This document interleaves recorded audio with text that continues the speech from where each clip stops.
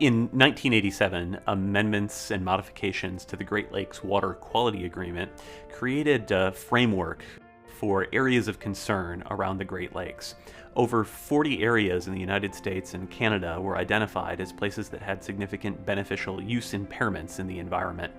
These locations needed investment by federal, state, and local governments to remediate environmental concerns so that they could be returned to use by the general public.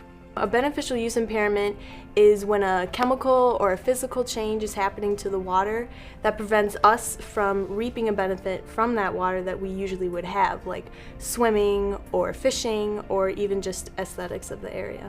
The community thrives off of these areas, and especially around the Great Lakes where it's such a beautiful place. The aesthetics are really important to them, as well as the governments really want to preserve them so they can be used for future.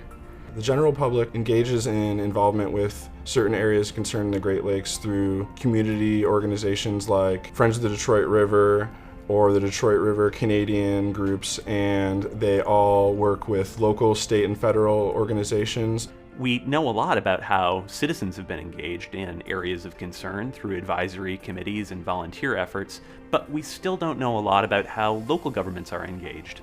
We know in some areas local governments are very engaged in areas of concern, while in other places local governments don't seem to participate much at all in Great Lakes water protection efforts. With my students, I set out to examine why is it that some local governments are so engaged. We hope to learn from select areas of concern what local governments are doing, so these practices can be shared with other local governments. I studied the St. Louis River area of concern, and the city of Duluth, Minnesota and Superior, Wisconsin are both involved in remedial actions in that area. They're doing things like sturgeon spawning habitat creation, wetland creations, and rehabilitating and creating parks and trails along the rivers. Local governments are involved in the Detroit River area of concern through fish and wildlife habitat restoration, shoreline restoration, and wastewater retention treatment programs. I've been studying the Saginaw Bay and River area. The county was working on beachfront restoration, which is going to be a huge economic driver. They have 22 miles of land that is coastal that they're working on for this area, so they're trying to really stimulate the economy, bring back some of those people to that area, and hope that we can get the area back to looking the way it was before. These three students who were in my environmental policy class are doing really great work. We're constructing case studies in 3 different areas of concern. They're investigating public documents from cities, counties, and federal and state agencies in order to put together the pieces to better understand how local governments are engaged in their individual cases or their areas of concern. Local governments are getting involved in restoration efforts with the Great Lakes because they're living with the problem. They're the ones being directly affected by the beneficial use impairments. It's affecting them, their daily lives, and their economic value of their areas. When students have an opportunity to reflect on theories related to environmental policy and federalism in the context of a specific example, often it helps animate what we read in class.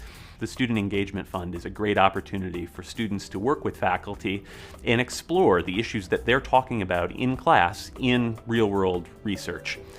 This helps students engage in preparation for career success by teaching them real research skills and also helping them examine real-world problem solving in the career fields that they're most interested in.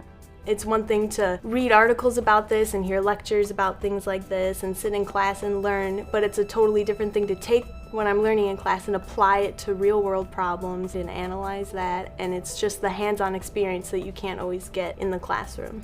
In the months ahead, I will continue my work with students and on my own to better understand what the most effective local governments are doing in Great Lakes water protection efforts.